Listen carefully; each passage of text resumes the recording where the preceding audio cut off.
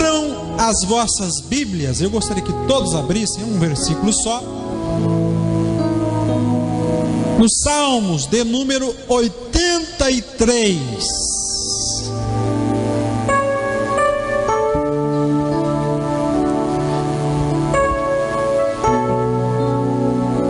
Isso, não para não com esse teclado bonito aí. Salmo 83. Irmão Igor, por gentileza, por favor.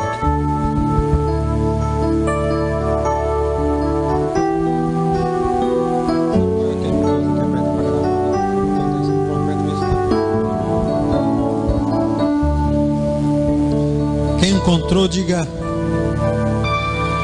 amém.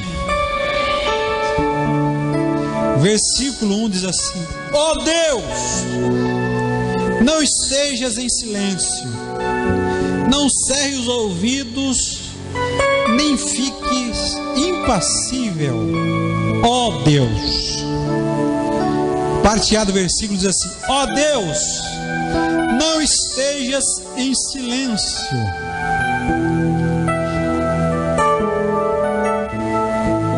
Eu não sei se os irmãos já tiveram essa experiência de Deus ficar sem falar com você por algum tempo, porque nós gostamos de ouvir a voz de Deus, né? Em profecia, revelação, né? Visões, sonhos, através até mesmo da palavra. Mas existe período na vida da gente, parece que Deus fica em silêncio. Alguém já experimentou isso no seu ministério, na sua vida? Levante a mão assim. Deus fica em silêncio. Repita comigo e diga assim: quando Deus fica em silêncio. Este Salmos foi escrito por Asaf. Asaf, irmão Messias, irmão Tiago, exercia a função que vocês exercem. Ele era maestro do coral no templo de Judá. Este Salmos foi escrito no momento de muita angústia, de muita aflição.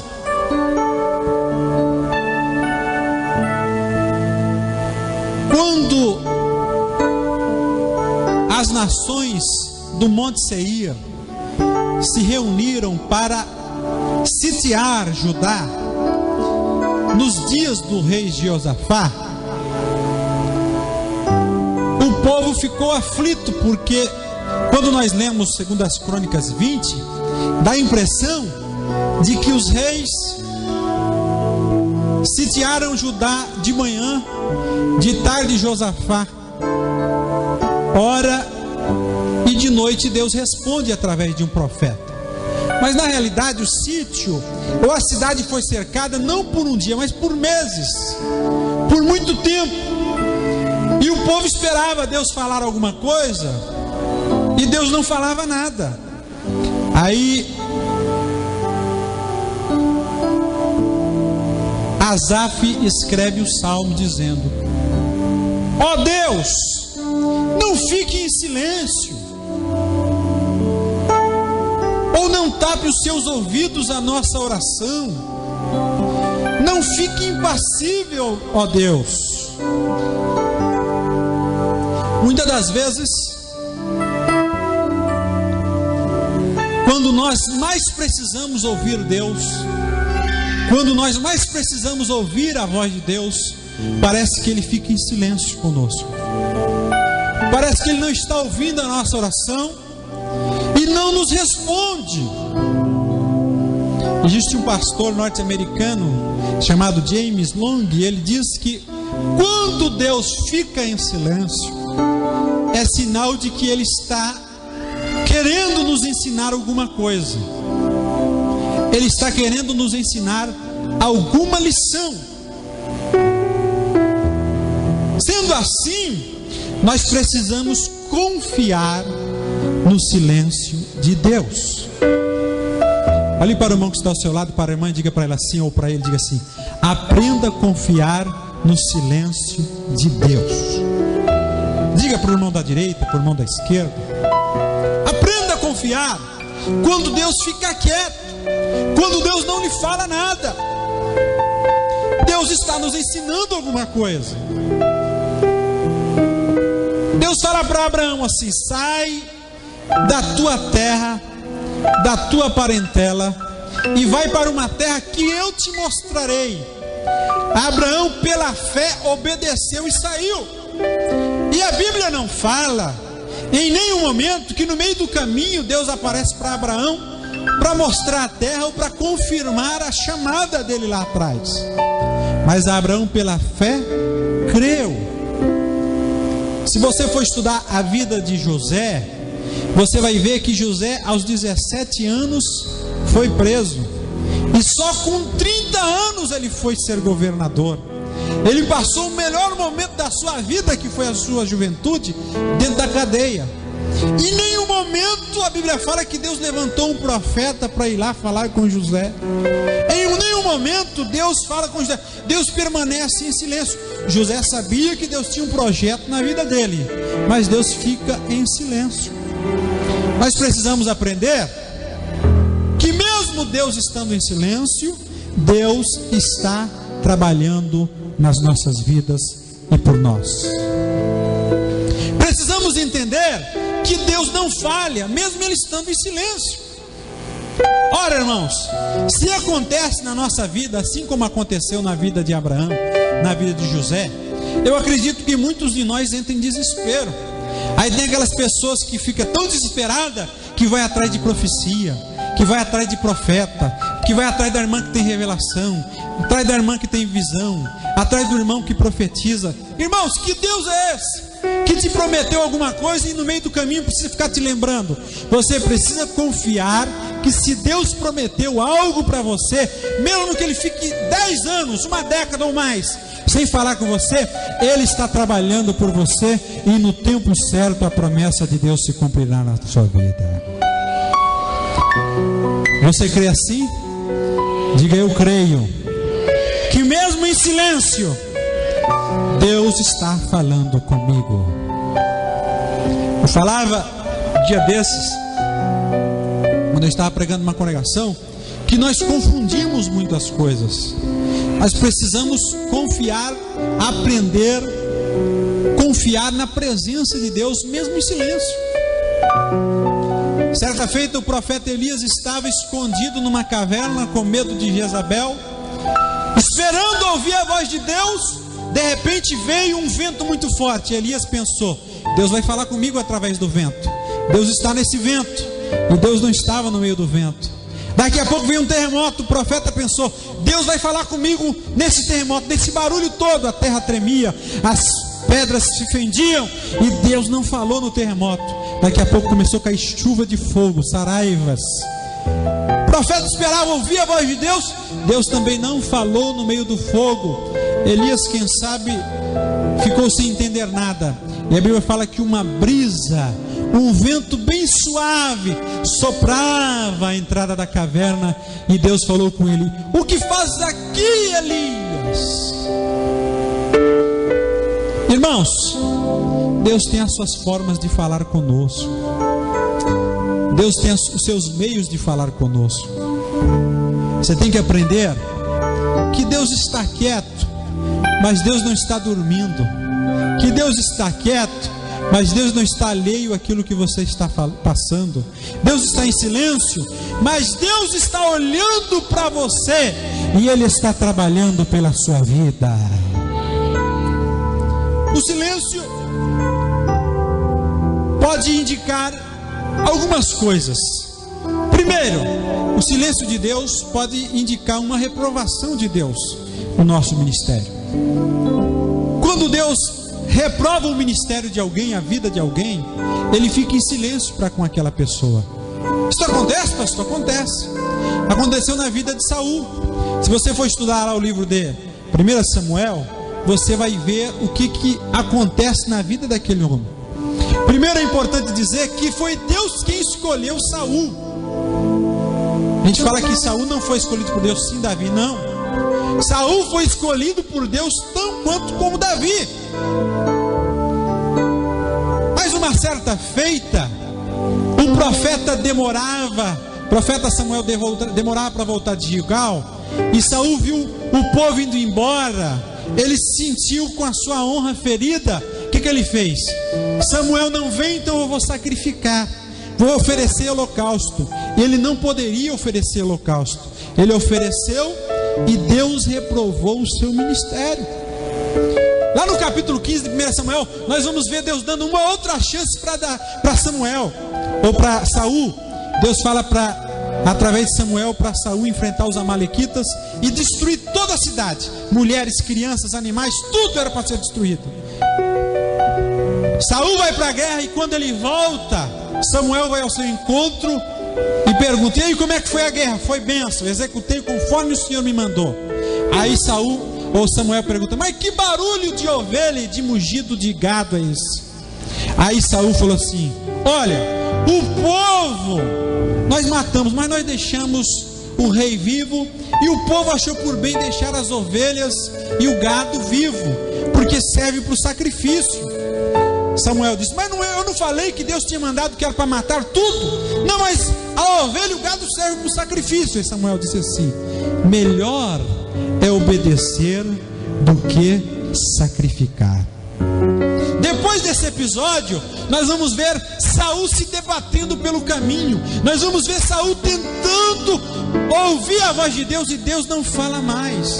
Saul consulta as pedras de Urim, as pedras da revelação na tribo de Benjamim, para ouvir Deus falar, e Deus não fala através da revelação das pedras. Por quê? Porque Deus reprovou o seu ministério. Deus fala para o sacerdote Eli: coloque a sua casa em ordem.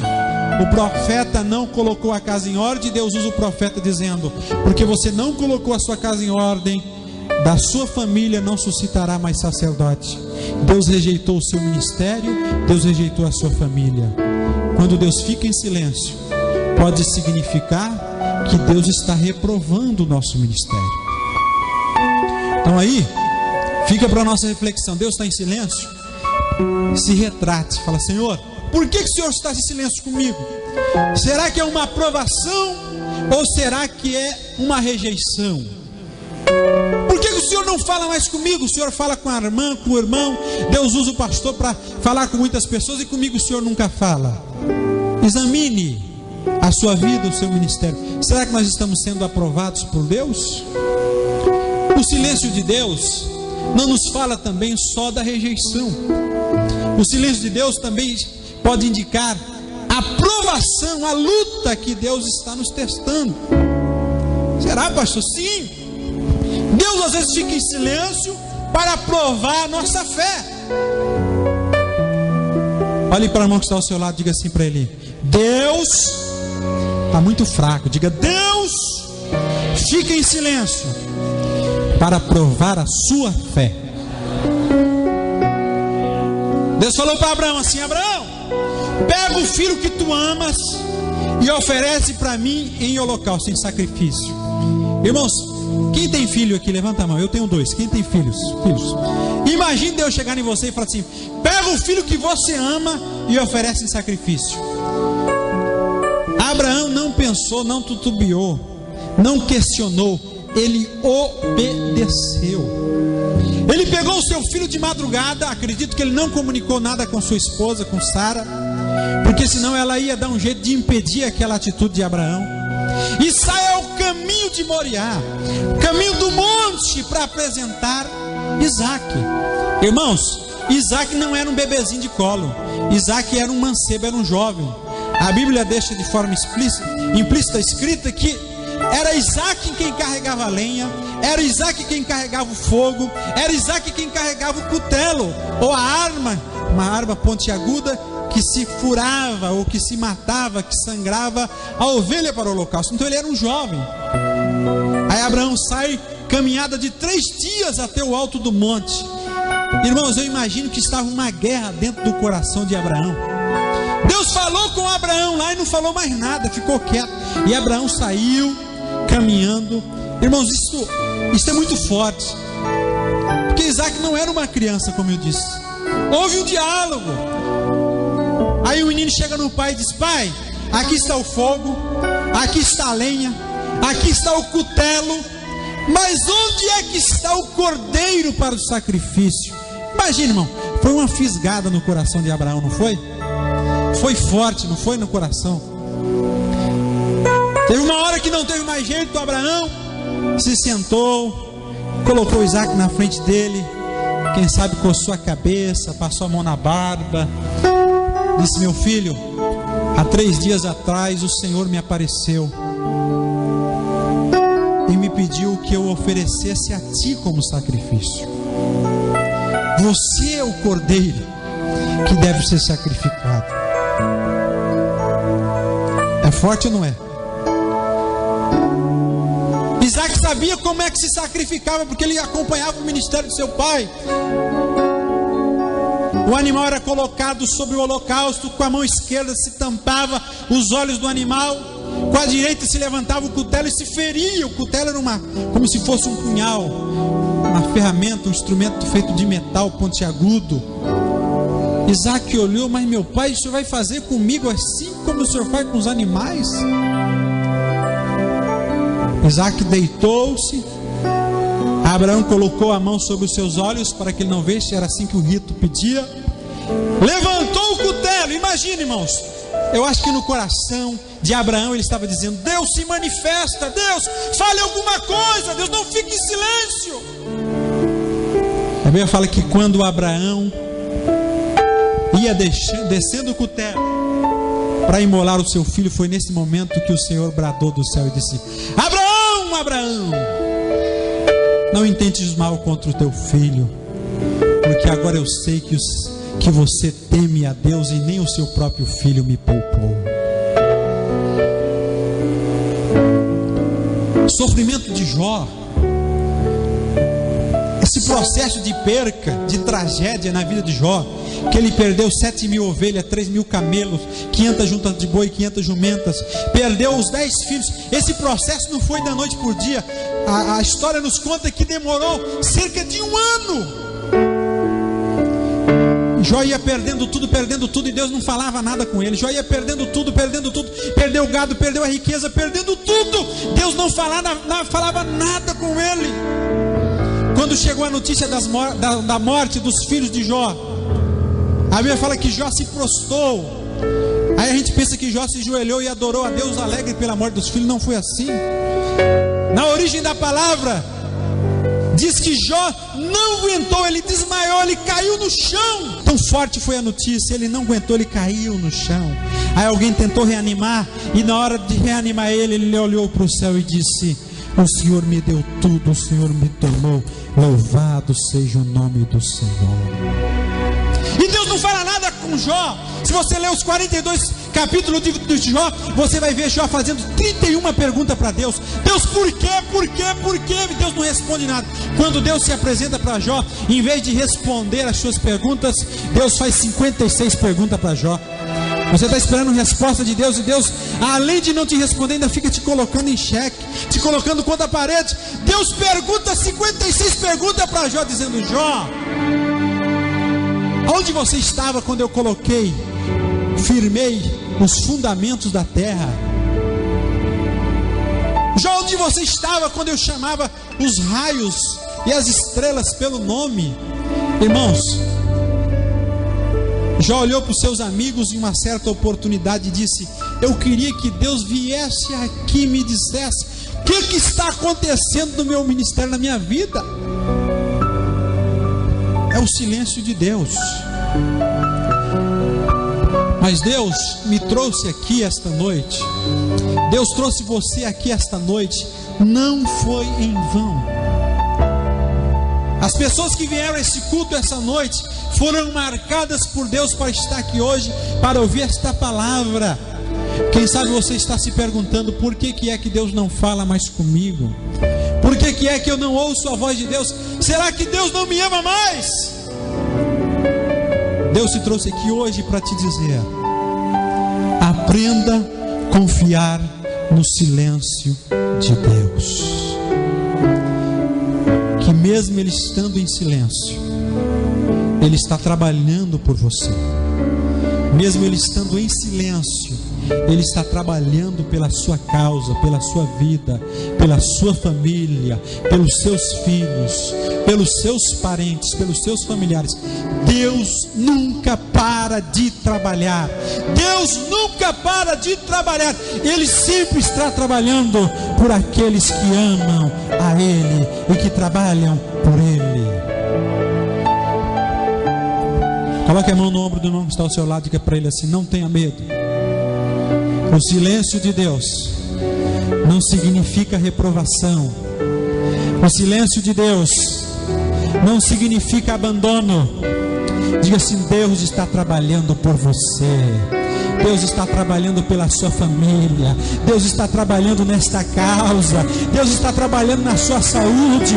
Deus está providenciando o cordeiro para o sacrifício. Deus está trabalhando no seu ministério. Deus está trabalhando por ti. Somente os crentes que creem recebem esta palavra. Levante a sua mão e adore o nome de Jesus.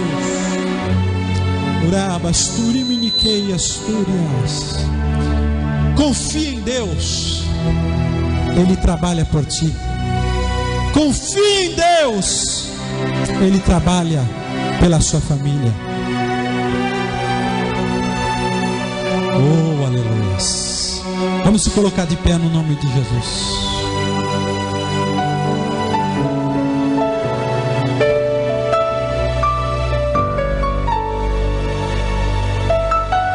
Quero dizer para você uma coisa. No nome de Jesus Cristo, Deus tem um compromisso contigo. Deus tem um compromisso com a sua casa.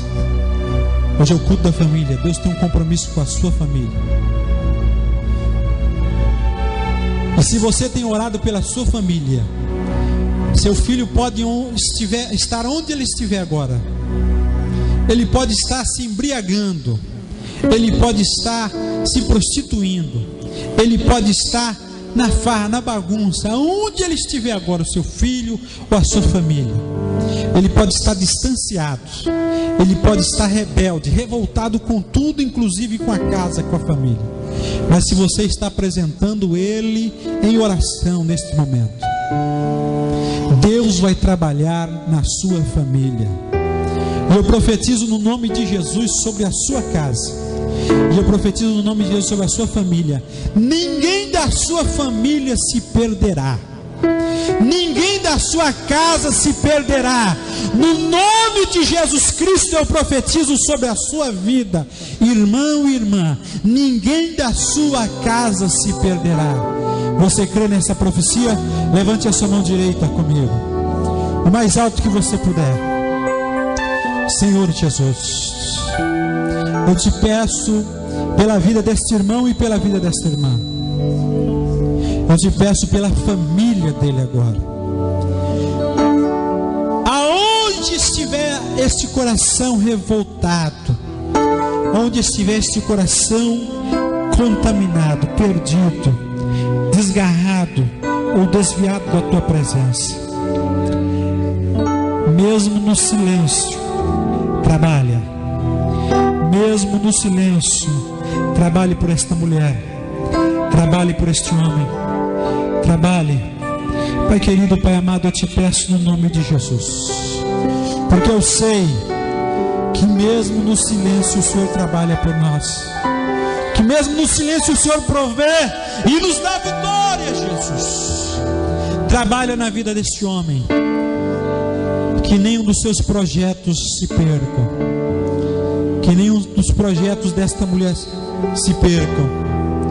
Pai querido, Pai amado, não deixe o diabo ceifar as vidas, Pai, dos teus filhos que aqui estão. Sem Deus, o diabo não tem poder sobre a vida deste menino, desta menina, deste jovem, desta jovem. O diabo não tem o poder sobre a vida deste homem e desta mulher.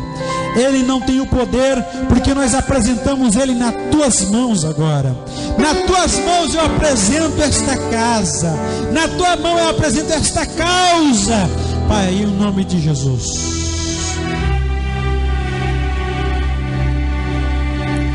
Eu preciso aprender um pouco aqui, eu preciso aprender um pouco ali.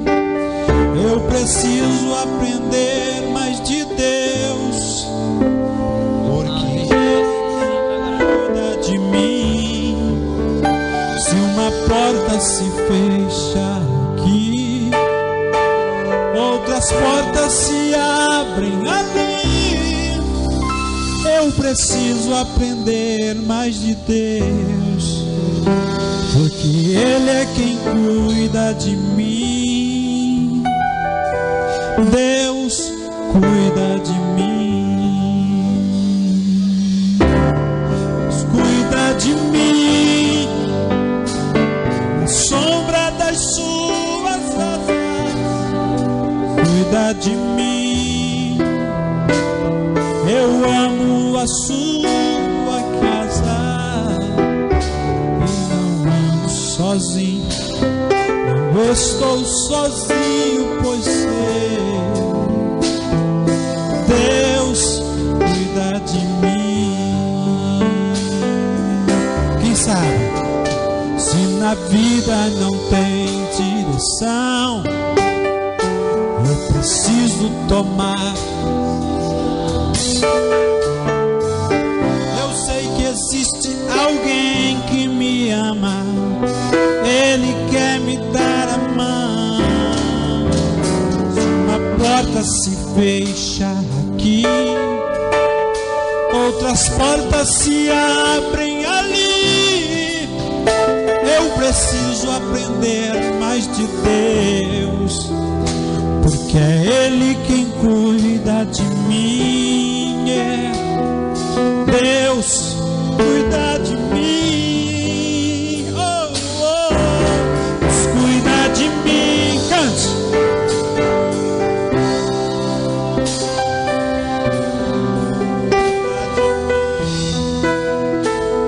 Eu amo a sua casa e não ando sozinho. Não estou sozinho, pois sei, eu sei, Deus cuida de mim. Deus cuida de mim, na sombra das suas asas. Deus cuida de mim. Eu amo a sua casa e não ando sozinho. Não estou sozinho, pois sei, Deus cuida de mim. Somente os que sentem o cuidado de Deus, dê uma salva de palmas bem forte para Jesus. Oh, aleluias! Amém, Jesus.